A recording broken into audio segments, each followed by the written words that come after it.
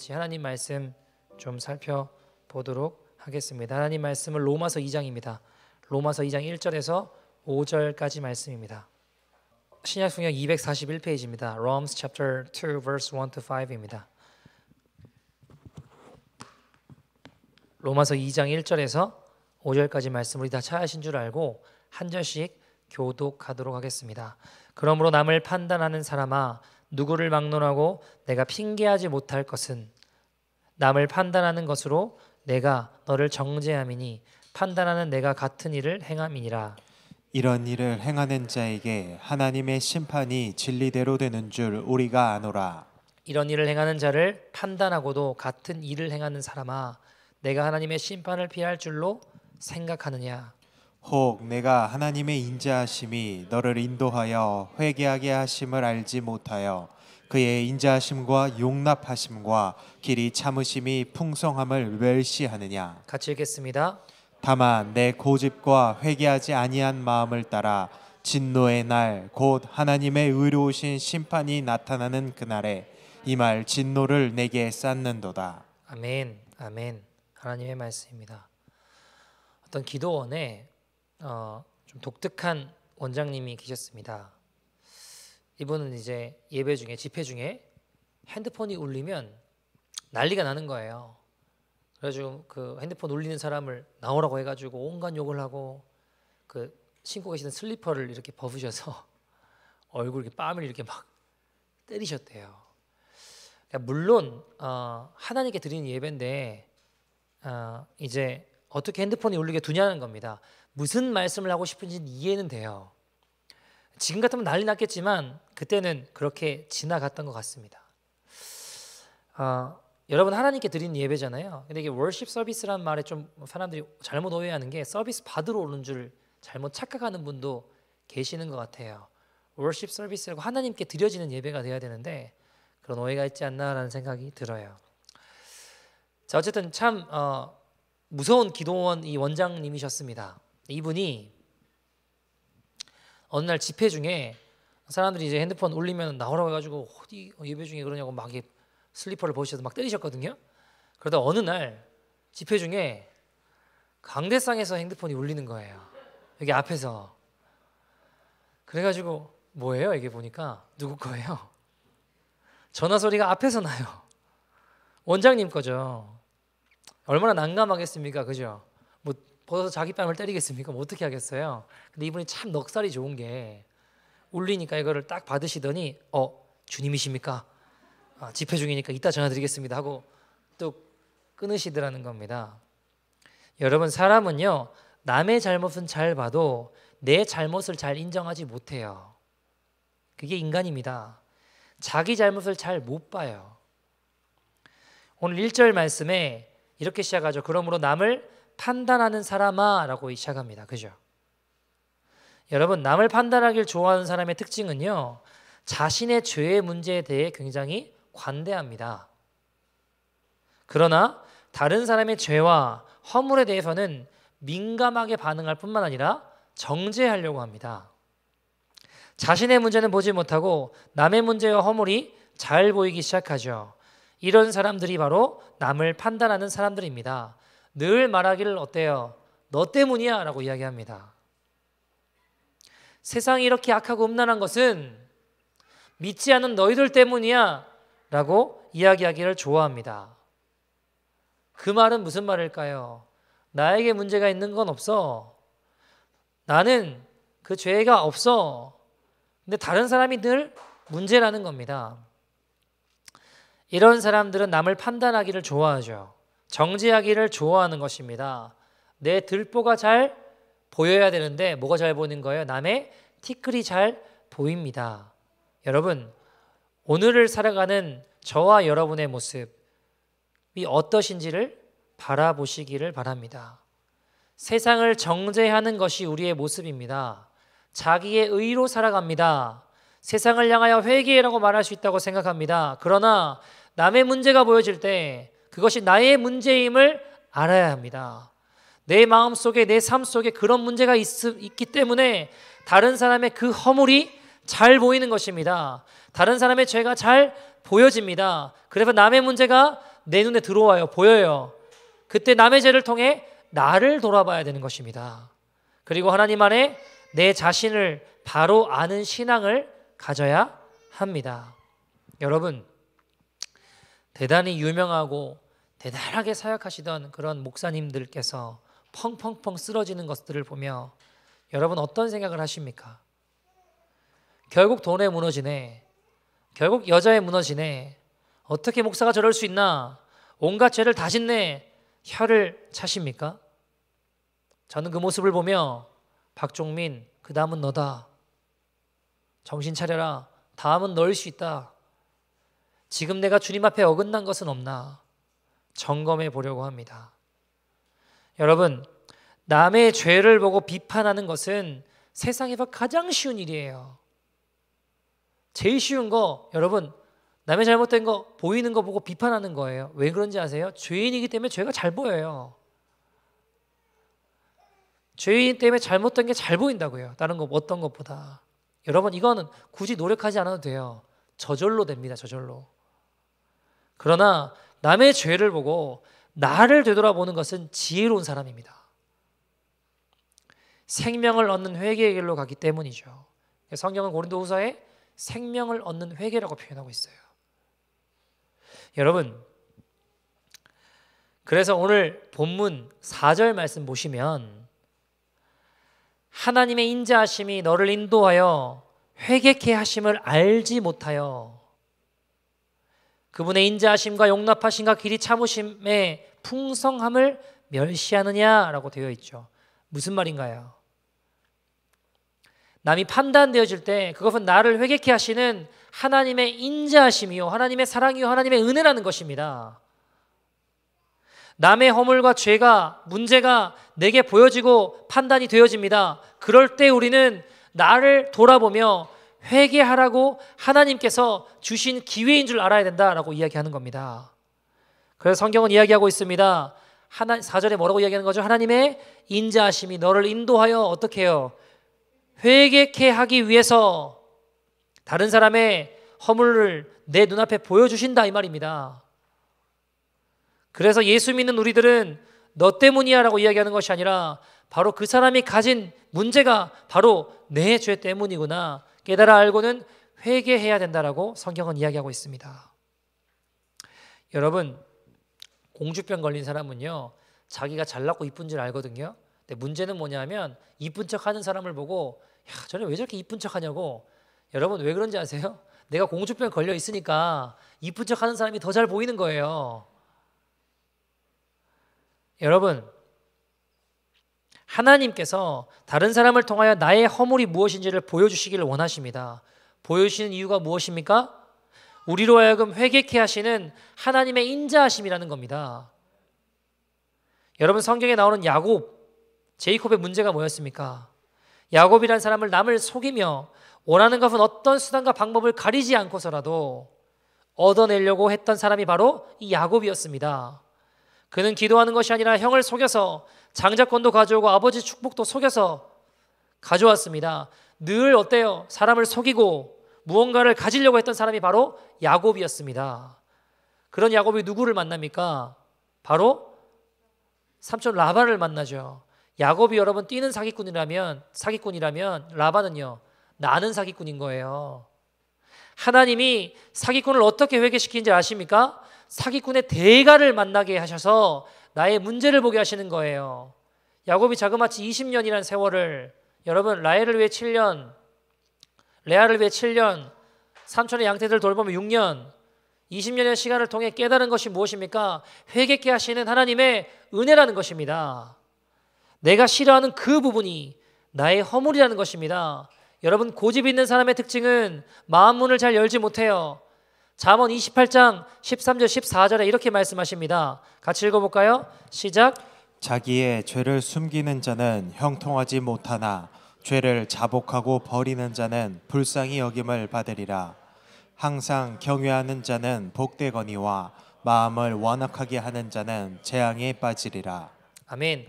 자기 죄를 숨기는 자는 어떻다고요? 13절에 형통하지 못하나, 죄를 숨기고 나만 그랬냐고, 나만 지었냐고 원망하고 탓하면 형통한 길이 아니라 죽는 길로 가지만 죄를 인정하고 시인하고 죄를 자복하고 버리는 자는 불쌍히 여김을 받는다고 하셨습니다.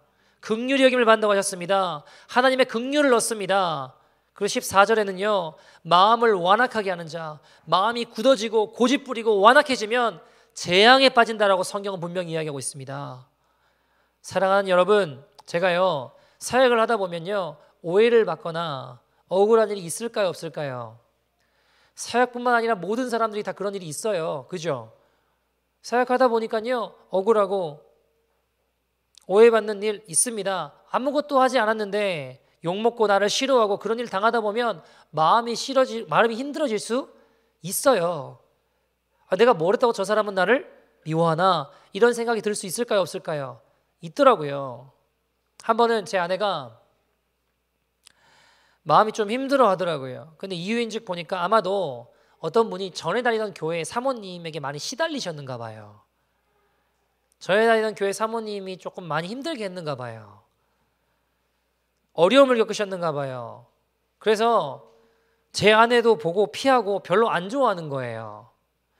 그러니까 아내 입장에서는 자기는 아무것도 안 했는데, 내가 전에 교회에 다니던 그 사모님이 아닌데, 그런 일을 겪으니까 마음이 힘들어지는 거죠. 내가 전에 다니던 그 교회 사모님도 아닌데 미워하고 피하고, 그럼 마음이 힘들 수 있죠. 제가 근데 뭐라고 했냐면, 사모님, 모든 사람이 사모님을 좋아할 거라고 생각하지 말라고. 예수님도 예수님을 싫어하는 바리새인들 있었다고, 우리라고 별 수 있겠냐고. 그러니까 저를 더 싫어하더라고요. 자기는 억울한데 제가 불난 집에 부채질을 막 하는 거죠. 여러분, 그러다가 어느 날 이제 아내랑 차를 타고 오는데 어떤 목사님 설교를 듣게 됐는데, 그분이 그런 이야기를 하시더라고요. 어떤 후배 목사가 억울하고 오해받고 사역하면서 힘들어서 찾아왔어요. 근데 이제 그러면 이제 선배 목사가 이제 위로해 줄 줄 알았는데, 선배 목사가 그런 이야기를 하더래요. 야, 그 사람이 너를 잘 몰라서 그래. 뭔가 위로하는 것 같잖아요, 그죠? 이어지는 말, 그 사람이 너를 정말 잘 알면 그 정도로 안 끝났을 거라고. 너를 잘 몰라서 그 정도만 욕하고 만 거라고. 근데 그 말씀 듣는데 제 마음에, 또 아내 마음에 맞다라는 생각이 들더라고요. 무슨 말이냐면, 누가 나를 오해하건 나는 그것보다 훨씬 더 흉악한 자인데, 그 상황, 그 여건, 그거 말고도 그 사람은 모르지만 난 더 많은 죄를 지은 자인데, 그분이 모르는 내 죄가 훨씬 더 많은데 나는 그것만, 그 상황만 보고 마음이 힘들어하고 있었구나. 사랑하는 여러분, 우리의 눈이 열려서 내가 어떤 자인지를 보게 하시는 은혜가 있기를 소원합니다. 마가복음 10장 보시면요, 마가복음의 마지막 기적, 소경이었던, 블라인드했던 바디메오가 눈을 뜨는 사건이 나옵니다. 그가 예수님께 구합니다. 내가 보기를 원합니다. 그래서 예수님이 보게 해주시죠. 근데 그것은 바로 앞에 예수님의 제자들의 간구가 있는데요, 예수님의 제자들이 구하는 것은 거절되고 바디메오가 구하는 것은 응답됩니다. 이상하죠? 야고보, 요한이 예수님께 간구합니다. 주님이 왕으로 임하실 그때 내가 옆에 좌의정, 내가 옆에 우의정 한 자리씩 하게 해달라고. 그러니까 그 말을 듣고 있던 다른 제자들이 어떨까요? 막 화가 나는 거예요. 그래서 막 싸워요. 여러분, 왜 화가 나고 왜 싸울까요? 똑같으니까 싸우는 거예요. 보세요.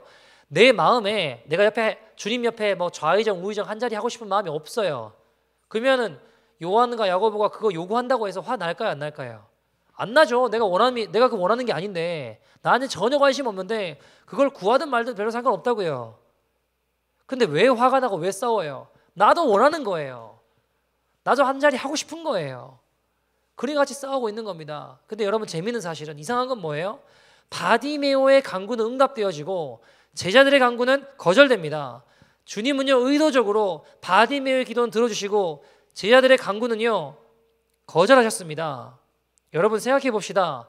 예수님과 3년 만을 동고동락했던 사람은 누굽니까? 바디메오예요? 제자들이에요? 제자들이죠. 누가 더 친하겠어요?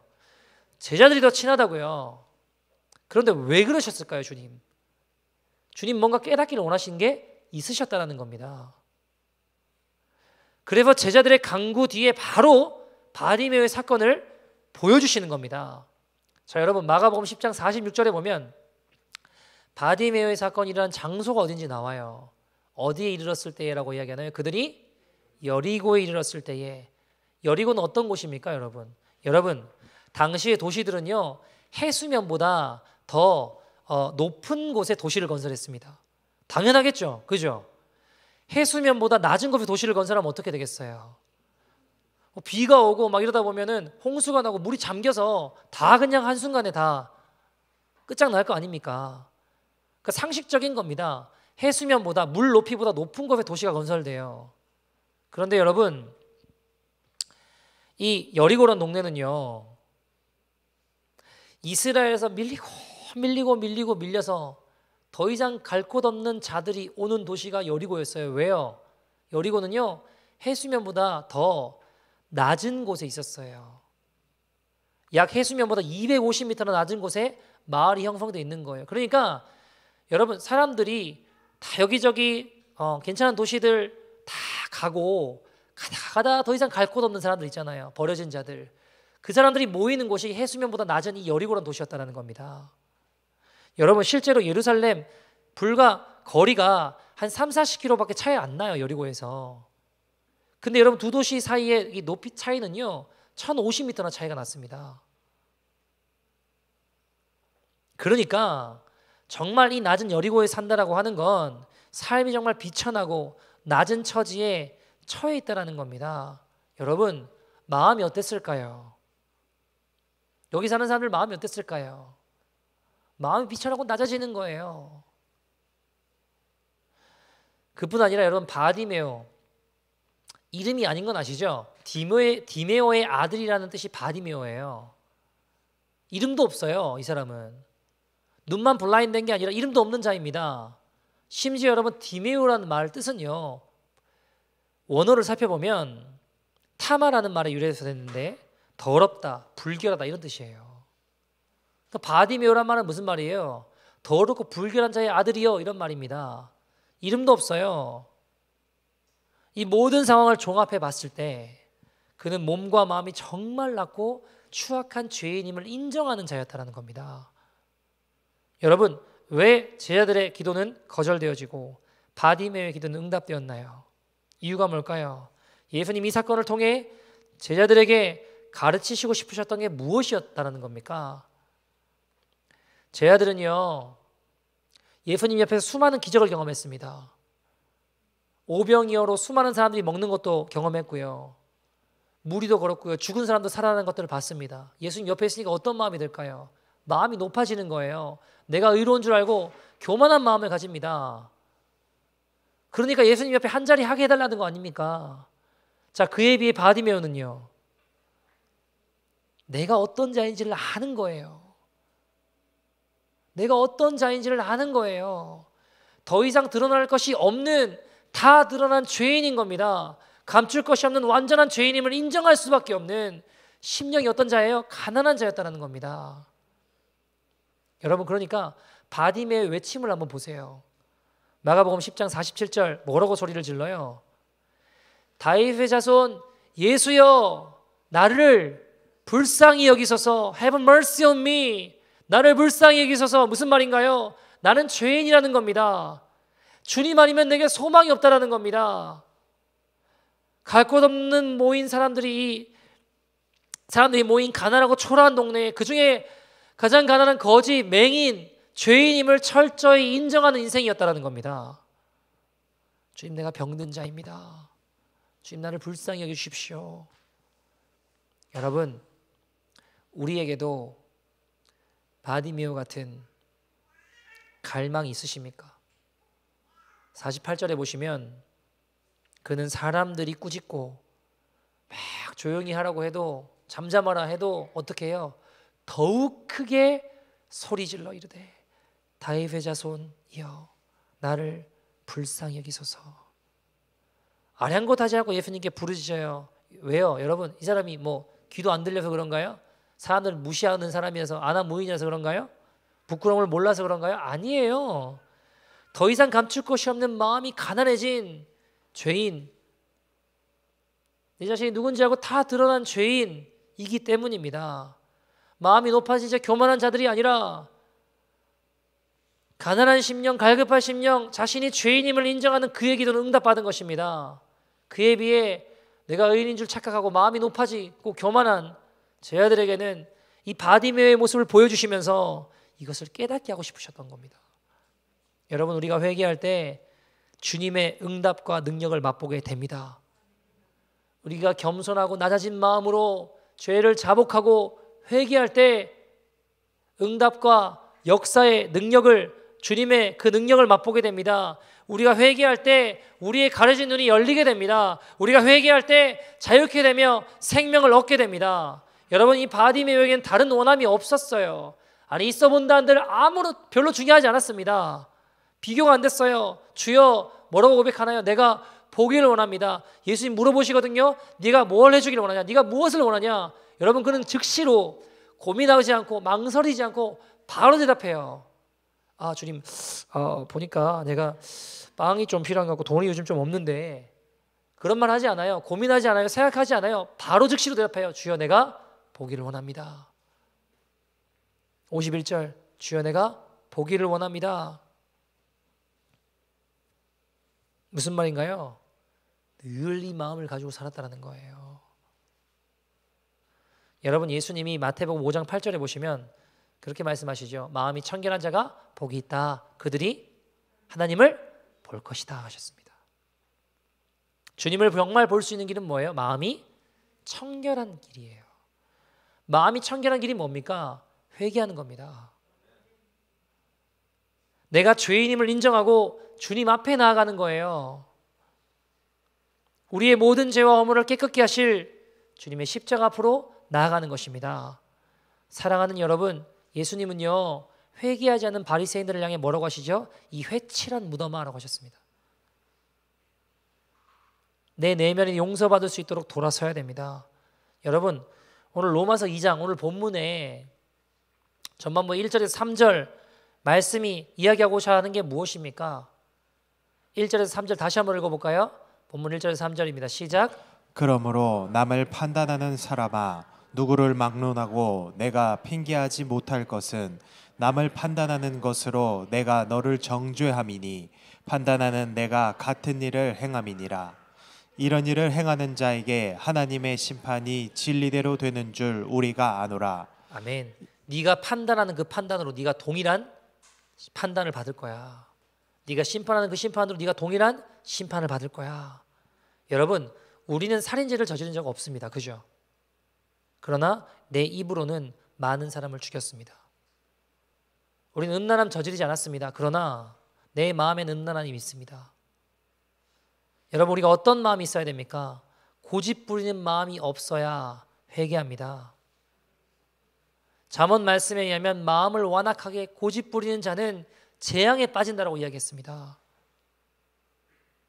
여러분, 예수님 옆에 있던 우편강도 십자가형에 달렸다고 하면요, 진짜 극악무도한 죄를 저지른 자입니다. 마음이 완악한 자였습니다. 그러나 그가 그 마음을 돌이켜 주님의 은혜 앞에 엎드려 회개하며 긍휼을 구했을 때 낙원에 있게 되었습니다. 나만 의롭다고 여기고 선하다고 생각하는 고집을 버려야 됩니다. 내가 살아오던 대로 살아가겠다라는 고집을 버려야 됩니다.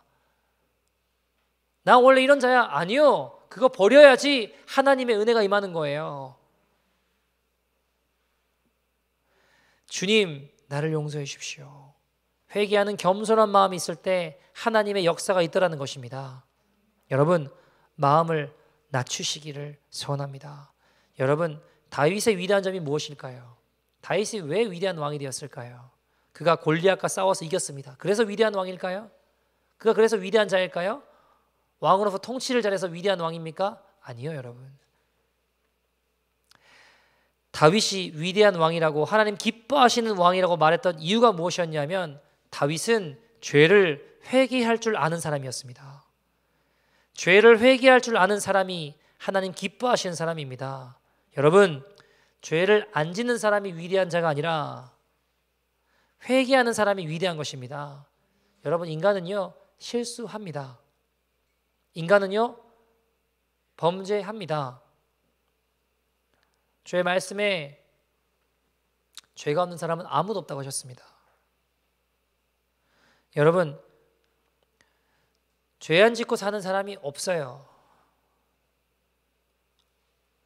그런데요, 늘 그 죄에서 멀어지려고 주님의 도우심을 구하며 발버둥치는 백성들이에요. 우리가 그 죄에서 멀어지는 방법이 무엇인지 아십니까? 내 능력으로, 내 힘으로 안 됩니다.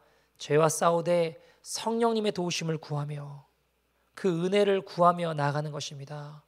여러분, 다윗이 밧세바랑 범죄하고 동침한 뒤 나단 선지자가 와서 그를 지적합니다. 다윗의 죄를 지적하죠.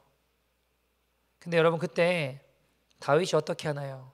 내가 왕인데 감히 네가 뭘 한다고? 그리고 나단 선지자를 죽였나요? 아니요. 다윗은 그 즉시로 회개합니다. 무릎을 꿇었습니다. 사울 왕과 다른 이유가 무엇입니까? 사울 왕은 사무엘이 계속 와서 경고해요. 잘못했다고 권면해요. 근데 듣기를 거부하는 겁니다.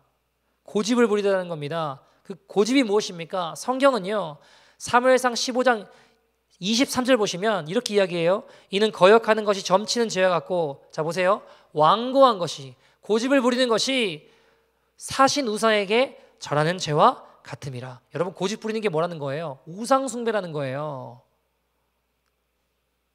내 고집대로 살겠다고 하는 게 나를 고치지 않고 내 마음대로, 내 고집대로 살겠다고 하는 게 우상 숭배라고 성경은 이야기합니다. 근데 여러분, 다윗은 어땠나요? 시편 51편이 나단 선지자가 다윗의 죄를 책망했어요. 근데 고집 부렸나요? 아니요. 51편을 한번 깊이 한번 생각하고 묵상하시면서 읽어보십시오. 하나님 앞에 회개하기 시작합니다. 그는 고집 부리지 않았습니다. 누군가 자신의 죄를 지적할 때 그것을 받아들이고 겸손하게 하나님 앞에 무릎 꿇을 줄 아는 사람이었다는 겁니다. 사랑하는 여러분, 시편 51편 말씀 한번 곰곰 읽어보십시오. 저는 오늘 몇 절만 인용하겠지만 다윗이 어떻게 회개했는지를 꼭 한번 살펴보십시오. 2절 3절 말씀 뭐라고 합니까? 나의 죄악을 맑게 씻으시며 나의 죄를 깨끗이 제하소서. 물은 나는 내 뭐를 한대요? 죄가를 한대요. 내 죄가 항상 내 앞에 있대요. 5절 내가 죄악 중에 출생했습니다. 9절 주의 얼굴을 내 죄에서 돌이키시고 내 모든 죄악을 지워주십시오. 11절 나를 주님 앞에서 쫓아내지 마시고 주의 성령을 거두지 말아 주시옵소서. 17절에는요, 하나님이여 주께서 구하시는 제사는 상한 심령이라. 하나님이 어떤 걸 멸치하지 않으신대요? 상하고 통회하는 심령을요, 회개하는 심령을요 주님이 멸시하지 않으신다고 성경은 이야기합니다. 여러분, 즉시로 주님 앞에 무릎 꿇는 인생이었습니다. 오늘 주님 말씀하십니다. 남을 정죄하려는 마음이 생길 때 그것이 나의 문제인 줄 알고 하나님 앞에 회개할 줄 아는 하나님의 백성이 되라. 우리에게 말씀하십니다. 나에게 어떤 문제가 보여요. 저것이 문제인 것 같아요. 잘못된 것 같아요. 죄인 것 같아요. 뭐라는 겁니까? 나를 돌아보며 회개하는 하나님의 사람이 되어야 됩니다. 눈에 보이는 심판이 없다고 안심할 것이 아닙니다. 여러분, 오늘 본문 5절 말씀 뭐라고 이야기합니까? 5절 말씀 같이 한번 읽어볼까요? 본문 5절 시작. 다만 내 고집과 회개하지 아니한 마음을 따라 진노의 날 곧 하나님의 의로우신 심판이 나타나는 그날에 이 말 진노를 내게 쌓는도다. 자, 여러분 보세요. 고집과 회개하지 않는 마음, 이 어떻게 된대요? 회개하지 않으면요 진노를 어떻게 된대요? 쌓고 있는 게 된다고요. 하나님의 진노를 쌓고 있는 게 된다고요. 우리의 고집과 회개하지 않는 마음이 하나님의 진노를 점점 쌓고 있게 된다고 성경은 이야기하고 있습니다. 여러분, 남의 죄가 보일 때 회개하시겠습니까? 아니면 나는 문제가 없다. 저 사람 왜 저렇게 문제인가? 핑계하며 나의 도덕적인 잣대로 사람들 판단하며 이웃을 정죄하며 판단하며 사시겠습니까? 다시 말해 회개하시겠습니까? 핑계하시겠습니까? 여러분, 바리새인과 서기관들 믿음이 좋다라고 여겨지는 자들이었죠. 겉은 깨끗했습니다. 그러나 주님 그들을 향해 왜 책망하셨나요? 그 속에는 방탕과 탐욕과 음란이 있음으로 말미암아 외식하는 삶을 살았기 때문입니다. 주님, 오늘 십자가의 보혈로 나의 내면을 깨끗하게 씻어 주시옵소서. 남의 티를 보고 판단하고 소문을 퍼뜨리고 정죄하는 것이 아니라 주님, 남의 죄를 볼 때 내 내면의 죄를 보게 하여 주시옵소서. 주님, 불쌍히 여겨 주시옵소서. 나는 죄인입니다. 바디메오처럼 나아가는 저와 여러분 되기를 소원합니다. 주님, 내 내면의 죄가 무엇인지 보게 하여 주시옵소서. 여러분, 내 안에 탐욕이 있습니까? 그러면 탐욕적인 사람이 더 잘 보여요. 내 안에 교만이 있습니까? 그러면 누가 더 잘 보일까요? 교만한 사람이 더 잘 보인다고요. 내 안에 거짓이 있으면 거짓된 사람이 더 잘 보일 것이며, 내 안에 비교의식과 열등감이 있으면 그런 사람이 더 잘 보이는 거예요. 아, 나는 가식적인 사람이 너무너무 싫어. 정말 싫어. 그 사람이 잘 보인다면 내 안에 가식이 있기 때문입니다. 내가 가식적인 사람이기 때문에 더 잘 보이는 거예요. 여러분, 공주병 걸린 사람이 이쁜 척하는 사람 더 잘 보인다니까요. 진짜 그래요. 여러분, 제가요, 저를 잘 보지 못하니까 대접받고자 하는 대로 대접을 못 하더라고요. 대접받고만 싶은 거예요. 왜요? 제 안에 대접받고 싶은 마음이 있으니까. 저를 잘 못 보니까, 내가 어떤 자인지 잘 못 보니까. 어떻게 해야 됩니까, 여러분? 주님의 보혈로 씻어야 됩니다. 회개하는 하나님의 사람이 되기를 소원합니다. 내 모든 죄를 도말하시는 주님의 십자가 앞에 엎드려야 됩니다. 여러분, 내 안에 나의 의가 무너져야 복음이 복음됩니다. 내 고집, 내 의, 내 의로움, 내가 자랑하는 이 모든 것이 무너져야 복음이 진짜 복음되는 거예요. 여러분, 회개하잖아요? 담대해집니다. 회개하면 환경에 휘둘리지 않아요. 회개하면 자유케 됩니다. 회개하면 오히려 주님 주신 놀라운 기쁨이 있습니다. 제가 이번 주에 어떤 집에 신방을 갔었는데요. 그 집이 이제 미국에서 이주를 해와요. 이쪽으로. 여러분 좋아하시는 그 사과 그림 그려져 있는 회사입니다. 근데 그 회사에서 승진도 잘하고 잘 살고 있어요. 날씨도 따뜻하고 좋고요. 세금도 싸고요. 다 좋아요. 승진하면서 위에 이렇게 잘 승진하면서 그 주식을 보너스로 2년치 연봉인가 줬대요. 제가 뭐 잘은 모르지만 뭐 그런 거 잘 모르지만 적은 금액은 아닐 겁니다. 요즘 그 사과 그려진 회사 주식이 되게 높대잖아요. 근데 그 다 지금 이제 그거를 2년이란 기간을 채우지 않고 지금 오면요 다 포기해야 돼요. 그거 현금화도 못하고 다 그것도 다 포기해야 돼요. 근데 목사보다 더 믿음이 좋더라고요. 그분들이. 저는 오히려 걱정이 야 이거 그거 고민 안 되나 하는데요. 이분들 하는 이야기가 뭐냐면 너무 기뻤대요. 너무 기쁘더래요. 여러분 상식적으로 이해가 잘 안 되잖아요. 그렇지 않으세요?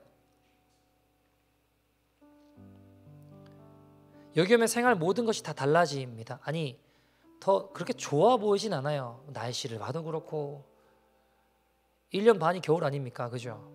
뭐 겨울 좋아하면 괜찮아요. 근데 따뜻한데 잘 살다가 직장을 봐도 여러분 여기 새로운 직장 뭐 이렇게 알아보는 게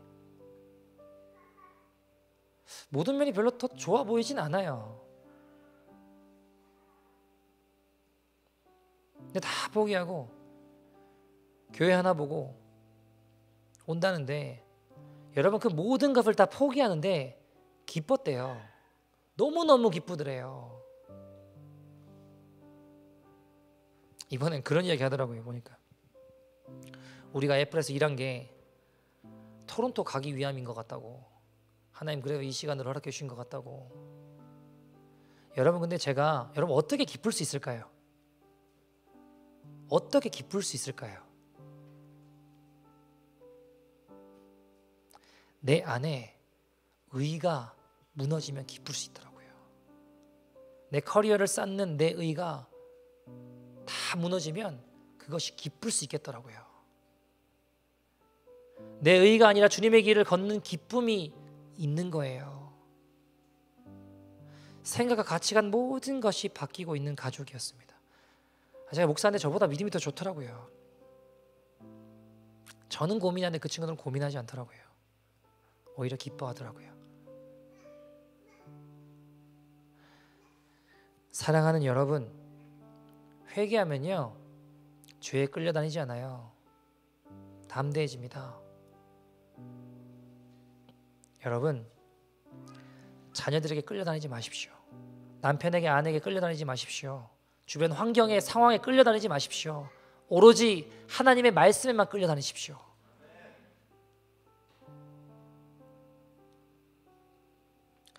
여러분, 아이들이 부모랑 막 이렇게 대치하고 싸우고 뭐 이러다 보면요,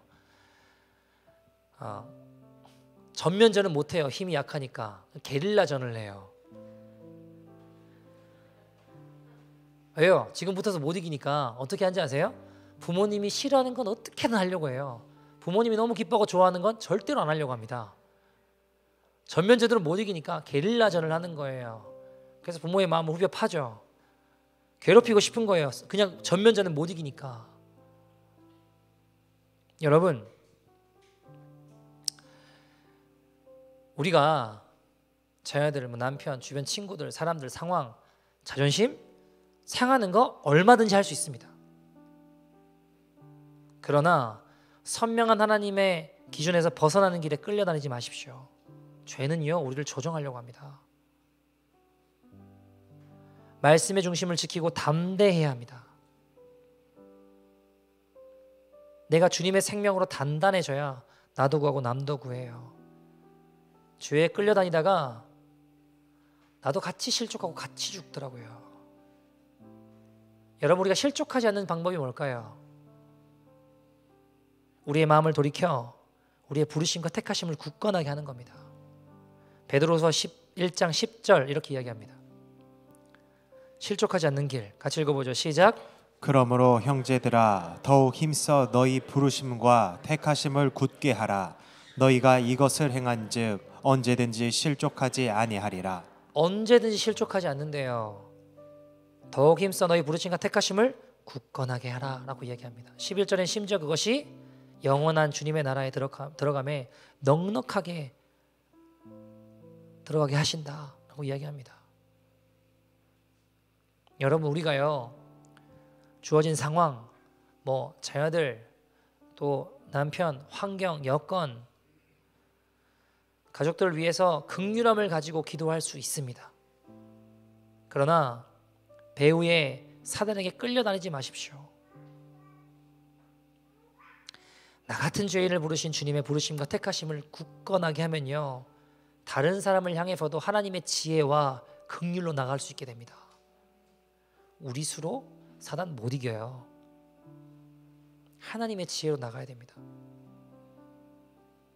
불안해하지 않아요. 두려워하지 않아요. 실족하지 않습니다. 믿음으로 굳건히 나갈 수 있게 됩니다. 우리의 마음을 돌이켜 회개하며 나의 부르심과 택하심을 되돌아보며 굳건하게 나아가기를 소원합니다. 여러분, 제가요 올해 여름이 다가오면서 한 가지 마음에 저도 모르게 뭔가 불안하고 두려운 마음이 드는 부분이 있더라고요. 뭘까요? 2년 동안 잠잠했는데 3년째죠 올해가. 올해 6월 되면 이제 올 6월에는 다시 시작하더라고요. 프라이드 퍼레이드, 뭐 동성애 축제 6월 1일부터 6월 25일까지가 6일까지인가 한 달 동안 해요. 또 퍼레이드 다시 시작되죠. 3일 동안 하겠죠. 근데 여러분 2년 동안 못하고 3년 만에 돌아오니까 얼마나 이 친구들이 벼르고 있겠어요. 내가 그거 생각하는데 마음에 목사가 이렇게 믿음이 없어요. 때론 두려움이 몰려와요. 뭐 거기 또 이제 회개하자고 피켓 들고 나갈 거 아닙니까? 근데 생각을 하다가 처음 나갔을 때가 생각이 나는데, 처음에 이제 혼자 피켓 들고 나갔는데 나도 죄인이고 당신도 죄인이고, 우리 예수님 필요하다고, 회개하자고, 하나님 우리 사랑하시고 기다리신다고. 근데 이렇게 저렇게 좀 어려웠어요. 그때 좀 어려운 시간들을 그때 나가서 보냈습니다.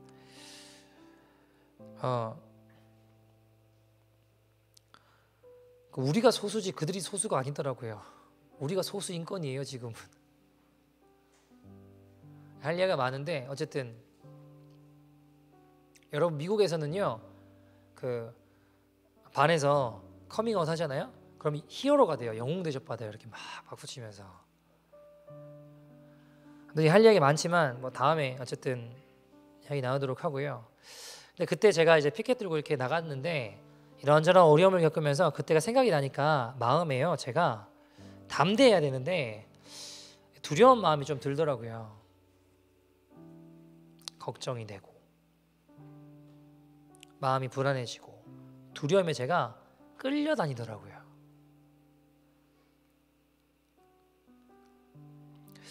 자, 그때 마음에 하나님 어떻게 해야 되나요? 하는데 이 말씀이 생각이 났어요. 그래, 나의 부르심과 택하심을 생각해보자.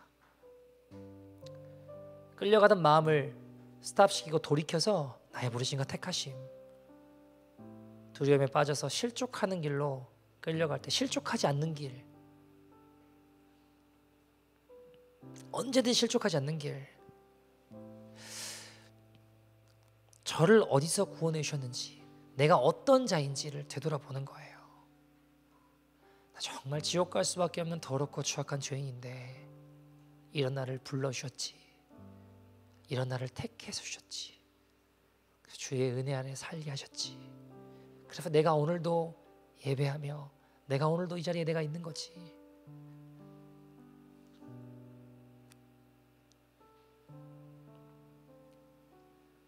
마음을 돌이켜 은혜의 길로 회개케 하시더라고요. 그 은혜가 부어지니까요, 두렵지 않더라고요. 담대한 마음이 생기더라고요. 실족하며 끌려가던 마음이 담대함이 생기고 은혜가 부어지니까 제 안에 용기와 기쁨과 생명이 일어나더라고요. 사랑하는 여러분, 회개하면 담대해집니다. 회개하면 하나님의 생명으로 자유로워집니다. 여러분, 두려움에 빠져있는 이스라엘 백성 가운데 그 마음을 돌이켜 나아갔던 다윗처럼 골리앗 앞에서도 물맷돌 들고 나아갈 수 있어요. 왜요? 주님 함께 하시기 때문입니다. 회개한 하나님의 사람이 됩시다. 여러분, 혹시 오늘 고집스런 자아가, 꺾이지 않는 자아가 또 우리 가운데, 우리를 저희 가운데 회개를 하지 못하게 방해하고 있지는 않으십니까? 혹시 나의 죄를 보지 못하고 남의 죄만 보이지 않으십니까? 내가 어떤 자인지를 보는 은혜가 우리에게 있기를 소원합니다. 나도 모르게 자동적으로 판단하고 남의 말하고 정죄하는 우리 입술이 주님의 십자가 앞에 죽기를 소원합니다. 욕심과 욕망에 사로잡혀서 혈기로 주님 뜻 외면하는 나의 자아가 십자가에 못 박히기를 소원합니다. 우리 시간 같이 한번 기도할 텐데, 주님 앞에 나아갈 때 다윗과 같은 심정으로 나갔으면 좋겠습니다. 주님, 내 죄악을 도말하여 주십시오. 나는 죄인입니다. 상한 심령으로 나아갑니다. 주님 앞에 엎드리며 삽니다. 주님, 바디메오처럼 주여 have mercy on me, 나를 살려주십시오. 나를 긍휼히 여기십시오. 내가 보기를 원합니다. 주님, 내 안에 회개의 기쁨을 부어주시옵소서. 주여, 나를 살려주시옵소서. 다 같이 주의 이름 부르고 동성으로 기도하겠습니다. 주여.